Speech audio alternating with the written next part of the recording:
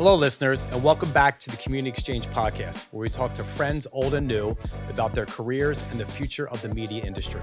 I'm Matthew Scott Goldstein, better known as MSG. Thank you, Jeremy Kaplan. As always, the Community Exchange podcast is brought to you by OpenWeb, the company building a safer, fairer, and more trustworthy internet. Now, we have a great conversation with my friend Jeremy Kaplan. So, Jeremy, you are the content director of Future. Yes. And you do mostly the technology side of the business. Yeah. Tell me a little bit more about that. And then hold on. And once you do that, we're going to then talk about how you got there. And then we're going to talk at the end a lot about Gen AI, because you and I have had some great conversations. But let's start with Don't get me started. Future. We're going to get you started. Let's talk about Future, what you do, and then how you got there. Yeah. And if I could, because nobody knows Future, it's weird. We're a gigantic media company. We're kind of on the same scale as Condé Nast, but because it's British and started out as a magazine publisher, nobody really knows Future. So I'm in the technology side. I manage a couple brands. But you're also very clear. You're on the editorial side. Yeah. And as I was telling you and producer Andrew, I have 7,000 connections in LinkedIn. Which is quite a few. Of those 7,000, 4 that I know are editorial leaders, and you're one of them. So I think this is a treat talking to someone on the editorial side. We got to get you to meet my friends. Let's make it happen. Okay. Yeah, so I manage a couple of brands on the technology side. So I manage Tom's Hardware, which is one of the biggest technology. Tom's Hardware's been around for 28 years. If you're into the technology space, if you care about computers and components, you're like, oh, that's the one, of course. But we also manage Tom's Guide, which is one of the biggest technology websites on the planet right now. Tech Radar, another one of the biggest technology sites on the planet. Our portfolio has been leading on ComScore for the past 39 straight months. Okay. So it's we own this space. Even in the UK, you're still really big. Tech Radar is the #1 brand in technology in the UK. So my question is, when you were growing up, did you know you wanted to be a writer and editor? Like when I grew up, I was going to be a businessman. And I think I'm sort of a businessman. Like, how did you get to that side? Ever since I can remember, I always wanted to be a gangster. No, I'm kidding. My dad was an engineer growing up. So we always had computers around, like early stuff. He worked for a company called Atasi back in the day, and DEC, Digital Equipment Corporation.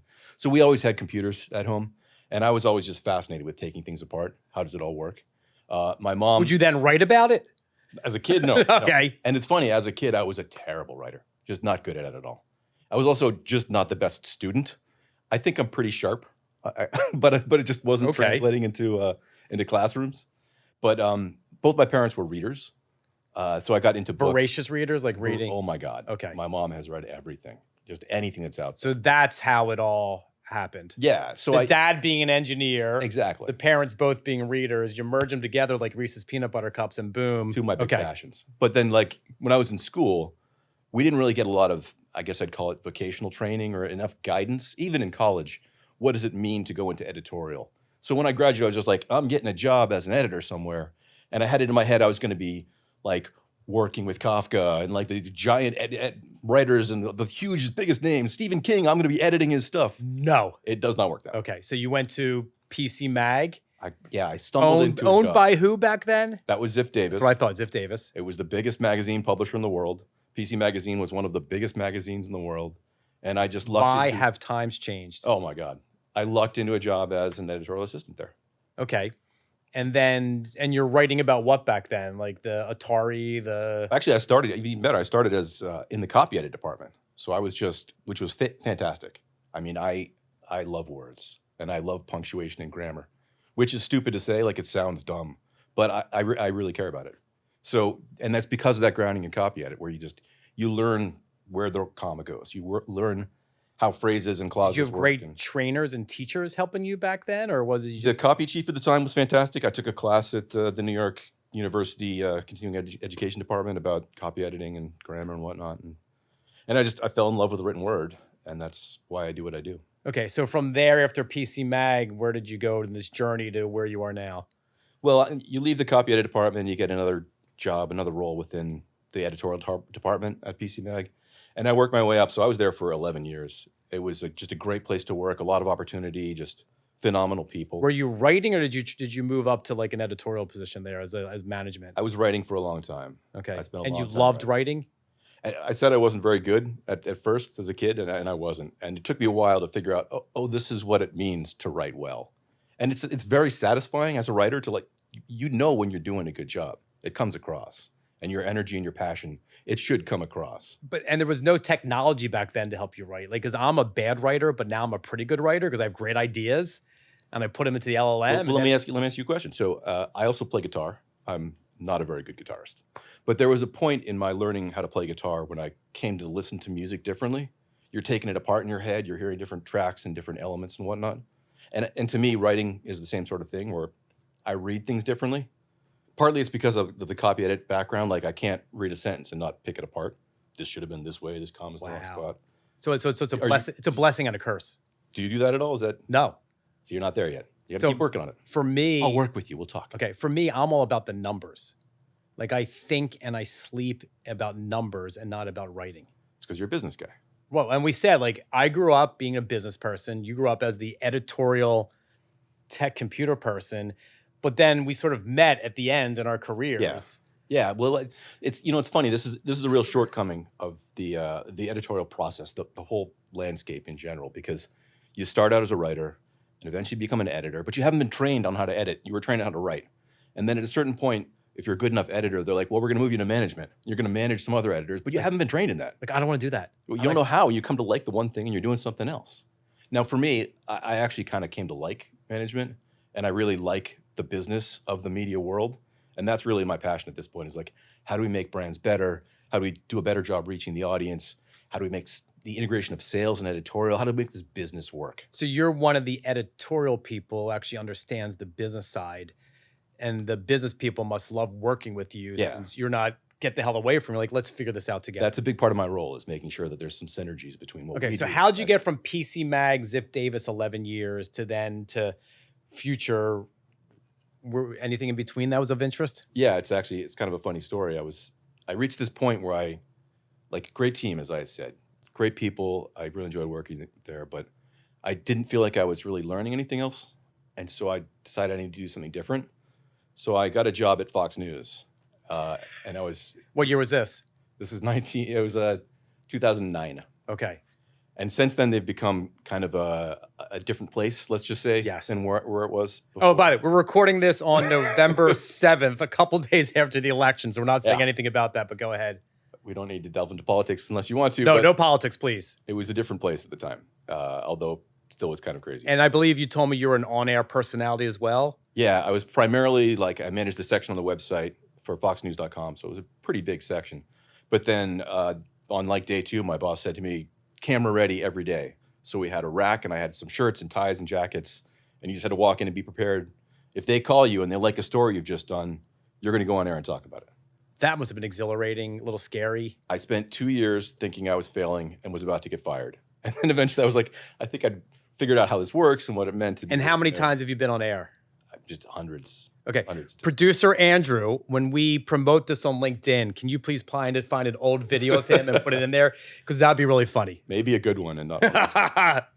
They were up and down, I'll be honest. Okay, so after Fox News being the on-air personality. So yeah, I was as part of my role, I was managing feeds from various partners, and one of them was Digital Trends. And so I got to know the owners of that site. What is Digital Trends? Digital Trends is one of the other biggest technology websites. Who's it owned by now? It's independently owned. It's the largest independently owned technology site, probably in the world at this point. I'm amazed no one's bought them up if they're that good and that big. I was there for 7 years. I was the editor-in-chief, and we had a number of discussions around selling the company. Okay. And the owners just never got around to pulling the trigger. And so after Digital Trends for 7 years. Then I joined Future. I've been at Future for almost 4 years now. Okay, and Future's UK, but now they have a bigger US presence. Whenever we're discussed in the media, they always say, Future, a leading British magazine publisher. And they'll cite some of, we have a lot of magazines. Hundreds of titles, right? Crazy weird stuff, like Caravan, Airgun Hunter is a big magazine we have. Horse and Hound, like just some weird stuff. It's a niche media magazine company. It started out as specialist media, and that is really the focus still of Future. So you have a lot of weird little niches in there. But when you say a British magazine publisher, it ignores the fact that I work in this ginormous division that does And websites. the technology section is the biggest part of the company, I believe? It is the most profitable, the largest. Affiliate deals, right? Affiliate is huge. It's enormous. And we also, look, Tom's Guide does 55 million sessions per month. which is an enormous amount. That's a lot. That's a lot. Okay. So you're the boss of Tom's Guide. The question I have that I always ask any editorial person is, when you wake up in the morning, how do you decide what to write about? That is one of the big things that we spend a lot I'm being serious. How do you do that? How do we do it? Well, so there's a lot of different inputs that come in, and one of the things that's neat is the way that the role of editor has changed over the years. Because it used to be I would go in and say, "This looks interesting, let's just throw this out," and then lately it's become very much data driven. Okay. But it's not just, I mean, you can't just say data, right? You and I know data is a lot. What data are you using to, maybe it's hard, like what data are you using to make those decisions? And I guarantee everyone listening is like, okay, what's the secret sauce here? We have regular conversations with the e-com team, which talks about specific keywords that may or may not drive traffic. That's a great signal for us.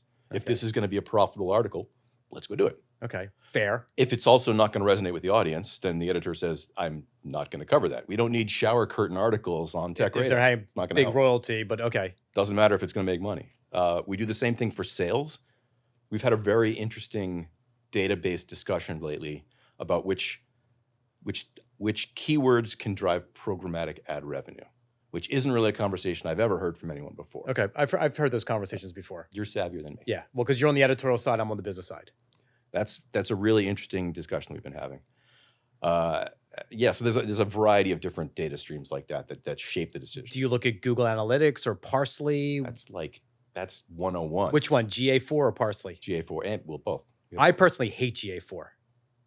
It's incredibly hard to use. Yes, thank you. It is the worst. GA3 or whatever it's called was so simple. GA4 is out there like pages per session. I cannot find that anywhere in GA4. Thank you. I'm like, how the hell did that disappear? Designed by engineers. Like they made it vastly more complicated for everyone involved. So I find myself using Parsley all the time because it's such a simple, clean interface. But then it's Parsley and it's not GA and it doesn't feel like it's the right source. What are you doing? So do you wake up in the morning? I feel your pain. So you wake up in the morning, you go to GA4, you go to Parsley, e-commerce is telling you this, sales is telling you this. Yeah. You gather all the information at 10 o'clock in the morning and say, okay, boom. How many stories do you make a day? A ballpark? Oh my God. Hundreds? Tom's Guide alone, and I don't manage the Tom's Guide. I just work side by side with those people, but that site probably puts out 110 articles a day. Right. So you're saying, okay, how do you have 9 different brands across the. So how do you decide? Like you take all that in, and do you give out the stories to people, or and they're like, I don't want to do this one. Different teams work in different ways. So usually there's a lot of independence. So some of the writers will be writing on their own. Certain brands will have regular morning meetings. 9 a.m., 8 a.m., whatever. Let's get together. Let's talk about. Is that like old school? Like at PC Mag, they did that also, right? When I was at Fox News, we had a 7:30 a.m. war room meeting. In person to talk about what's the topics of the day, who's doing what. But that feels very old school. Okay. Especially with today's. Now it's a 24/7 news cycle as opposed to a. Yeah, and we're not in the same building anymore. Okay. It's a different work landscape. Okay, so you said you have a stand up at what time? Laptop Mag does one at 9:30. Tech Radar has one at 9 a.m. Tom's Hardware does the 9 a.m. meeting. Like I can't be in all of them. The editors in chief generally run them. Is it chaos or is it pretty good? No, it's good. It's good. And the challenge comes when the sales team says, "Well, we need you guys to cover this." And how do I? So as the content director, I kind of help steer these things. How can I get involved and say, this discussion is good, but can you guys insert this topic a little bit? Okay. And if the iPhone 16 is coming out, then that just takes over everything and hold all the presses. Everyone's going to write about this for the next week? Week. Month. We've got elaborate content plans for several months leading up to every phone launch. You've got no idea. I do have no idea.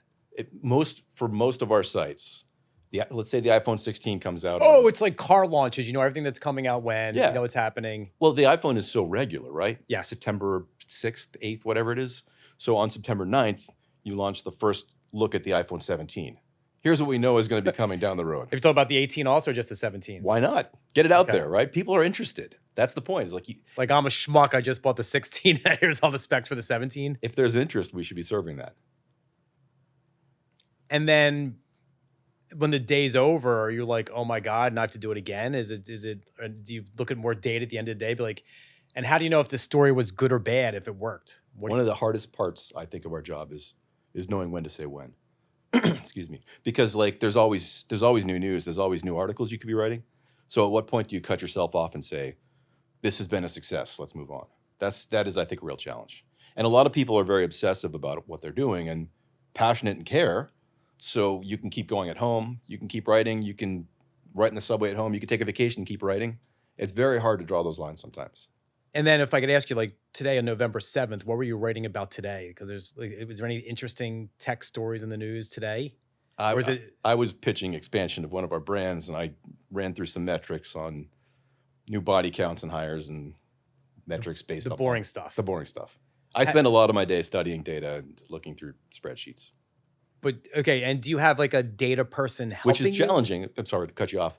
Challenging as a guy that started as a writer who right, cares so much about writing. That was my point. Are there data people helping you do what you do that you can talk to, or you're sort of like, no, I got to figure this out on my own? And no, of course. We have a BI team. We have business and intelligence, of course.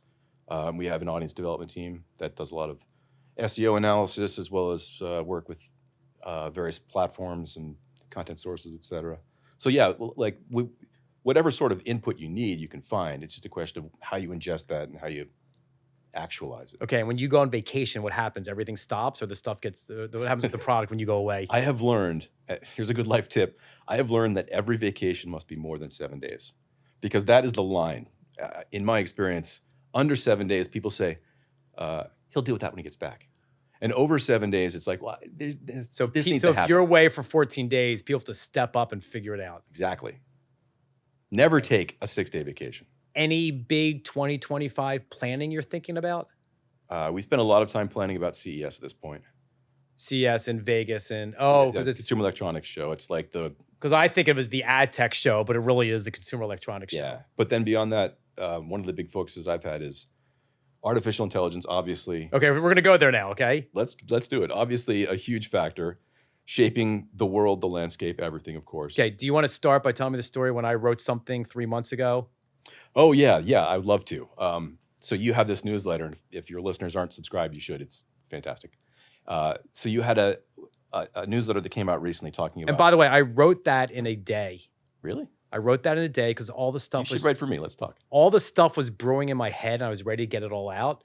But when I write now 3 sentences at a time, put them into the LLM, rewrites it for me, boom, boom, boom, boom, boom, and I'm done in less than a day. Okay. That's my strategy.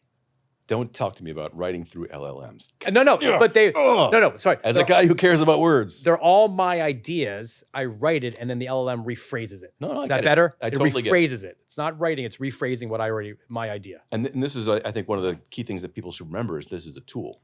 It's a device that helps us do something, but it has to start with something. I believe that any writer has to have great ideas. Yeah. And then the ideas are the seeds or the nuggets of everything. So the idea that you had, which I thought was phenomenal, that one of the best tools for AI can be reshaping content, which is what we see today, right? Google reshapes our content, resummarizes it, and that can be bad for the business on my side, but it's also very useful for readers and for consumers. So you were saying, what if it did it more than one way? Which I think is just transform. Okay, we're going down this path now. No, I think it's just fascinating. I agree. I'm sitting there at my computer. I'm reading a story. I got to get up, catch the bus. Hey, AI. Hey, Alexa. Hey, whatever you want to call it. Summarize this in a podcast that I can go listen to on the bus ride. It's amazing. So that makes a lot of sense. I think it depends how you as an individual want to consume data. Yeah. So I personally like consuming data on my podcast when I'm walking a dog. You like consuming data, probably reading the written word, because you read probably a book a week, and you're probably writing a book right now. Producer Andrew, how do you like consuming data?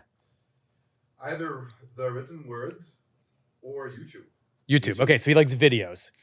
So what I wrote about, and I thought about it even more, is that I believe that the editorial person writes the nuggets. The nuggets will be, you're not going to like this, 15 to 20 to 30 bullet points. Okay. Like an Axios thing. Yes, but all bullet points. The nuggets then go into the LLM, into the machine. And then you as a user, I say, give me a podcast with 2 people talking at 1.75 speed sent to me on my Apple feed at 7 a.m. in the morning. You say over there, Jeremy Kaplan, I want a 1,000 word expose on this that I want to read about. And producer Andrew says, make me a vertical video that's 2 minutes. But it's all based on the same 15 to 20 nuggets, the seeds that the editorial person spent a ton of time figuring it out Sure. that are the genius behind everything. Like that is what I envision of the future. And broadly, I love this. I think it makes a huge amount of sense. And I think it's also, as a person that reads or consumes information, I feel like that can work into our workflow, into our lives in a really useful way. And then the key is, how do we maintain the personality, the whatever it is, the je ne sais quoi, that makes the original person who came up with the ideas, that gives them input into it? Yeah, the thing is, like, I don't understand the editorial side enough of how you give out the assignment to someone that says, give me 15 bullet points on the Apple Yeah, 16. it's tricky. Like, I don't know how that transitions and how long that takes. I also don't know what publisher is going to do this first. I actually do know what publisher, but I can't say who's going to do it first. Yeah, it's definitely challenging. But then one of the things that you as a business guy might appreciate. So for a lot of editorial teams, we hire based upon someone's skill, a certain set of skills, writing words. Oh, yeah, okay. But like that person is not necessarily good at a conversation on camera. I believe and AI can solve that, right? I'm the business person. I think the future of an editorial person is coming up with the idea and the 15 bullet points or opinions around that idea, not necessarily writing it. And then being able to either discuss it on camera, either write about it, but no, whatever. I think you just put them down on a piece of paper.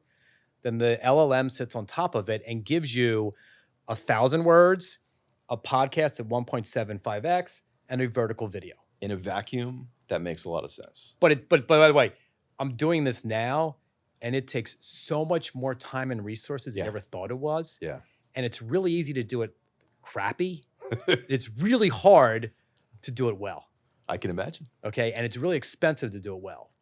Right. And all the issues that could happen and everything that could get wrong. It is so complicated to do it right, but the technology is going to be there. But once you get it though, then it's rinse and repeat. Well, if you think about the people in the technology companies working on Gen AI right now and how smart they are and how intuitive, like they are going to come up with this and make this more usable than you've ever seen before. Like what if this was built into WordPress?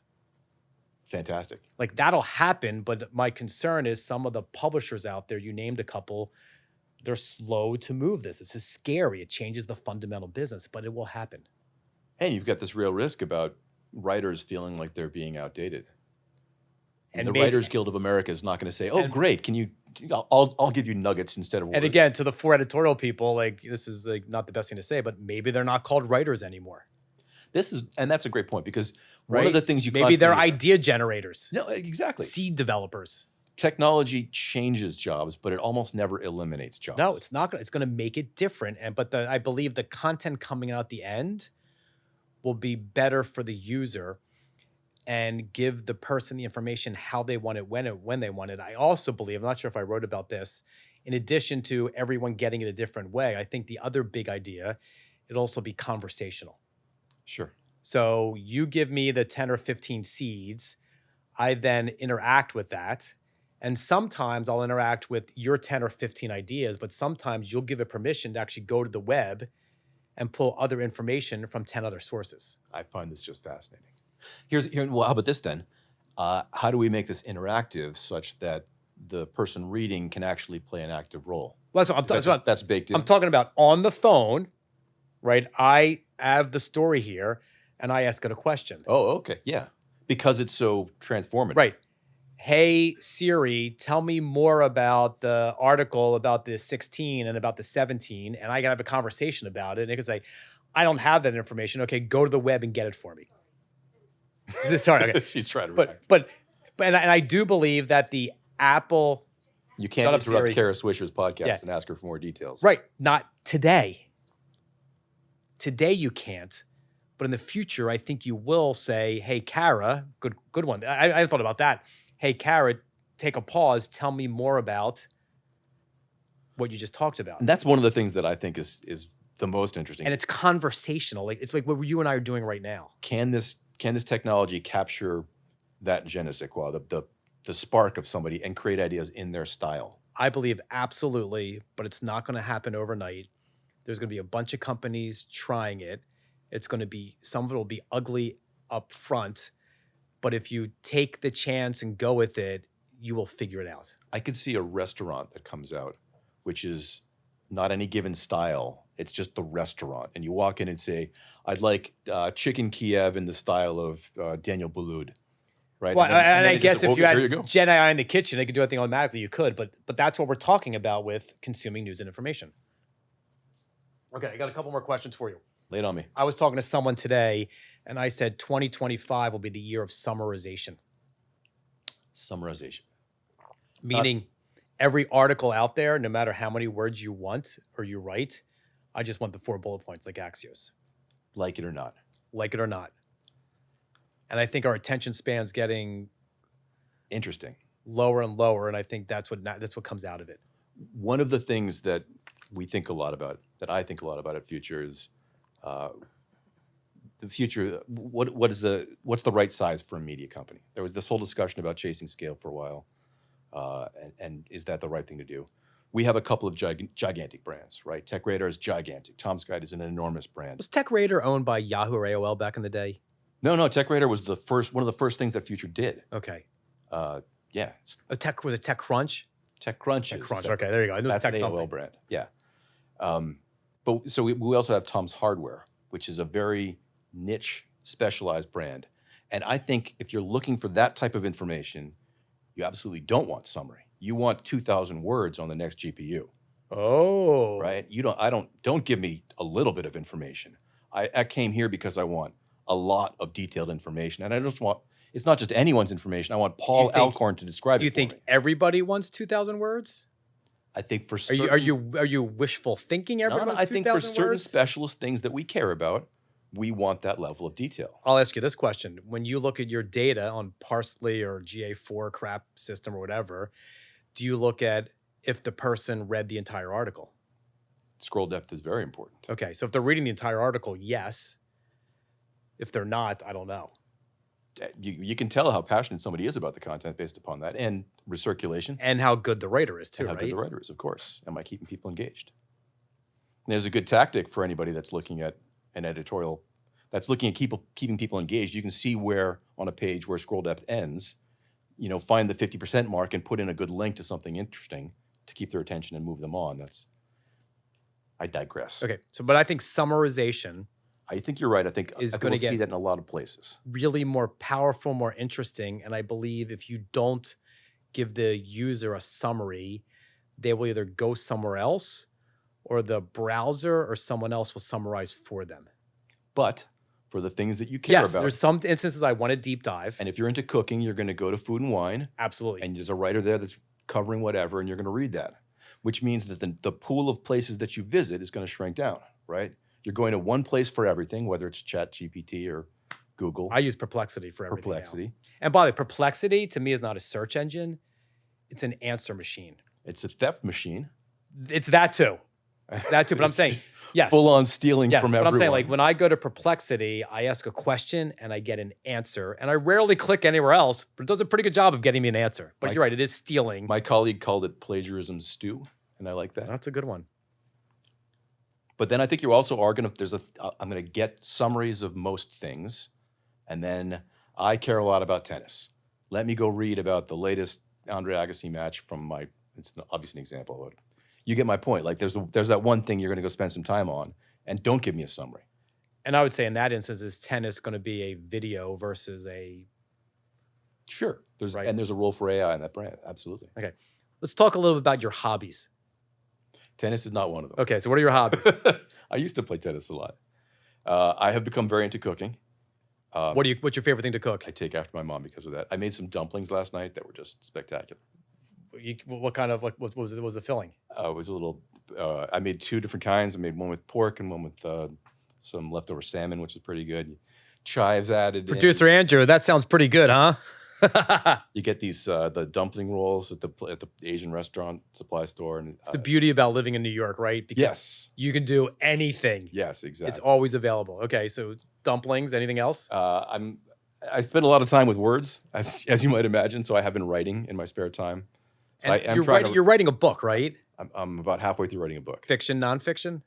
It's historical fiction. Oh, it's one of my favorites. Can you tell us a little bit what it's about? Did you read Into the Woods? No, when told you. you're at the dinner, you're telling me like, oh, okay. Into the Woods is a phenomenal book, and it's the story of a piece of property up in Maine, and over the course of time, the people that live there and the lives that they lead. So they're all linked together by this property. Right now, I'm reading The Hunter. I'm actually listening to The Hunter. Oh, I don't know that. Phenomenal. Can I get a summary of that via AI? And yeah, I can get you one. Just give me a minute. So my book is a series of short stories about various people, and the link is me. So this is all my ancestors. Oh, that's interesting. Yeah. Okay. So it's kind of an autobiography, except for I'm not in it. I assume anyone's first book is always a little bit autobiographical. This is a lot autobiographical. Okay. I guess in that Okay, sense. so we got cooking, writing. And then I'm really into fitness. And lately for me... Let's see those guns. Yeah, right. I wish. For me as a super nerd, like it's a lot about the data as well. So the information you can get off your wrist as you're running. Do you have the Garmin or what do you have? This is a Garmin. Yeah, Okay. This is a Venu 3S. Okay. And you don't use that while you sleep, do you? I do, but so much extra data I don't need in my life. You don't. It doesn't actually do anything meaningful. No. It says you had a bad night's sleep. You can't do anything about it. And I already know that I had a bad night. Yeah, I know. I hate that. Come on. If it told me something meaningful, like, I don't know. And the one thing I really want from technology that it can't do is my wife says that I've become a bad snorer. And Good luck with that. Can't somebody stop me? Can the finger up my nose from some technology thing? Just deny it. That has been my role. Okay. And let me ask you this other question. Where do you think the industry will be, or where will you be? Let's start with where will you be in 5 years? I hope I'm doing what I'm doing right now, to be honest. Which is cooking, exercising, playing the guitar. And working in the future. It's a great group of people. And I said I left PC Mag because I reached this point where I wasn't learning anything. And there's a lot of people and there's a lot of opportunity. There's just I learn a great deal every single day.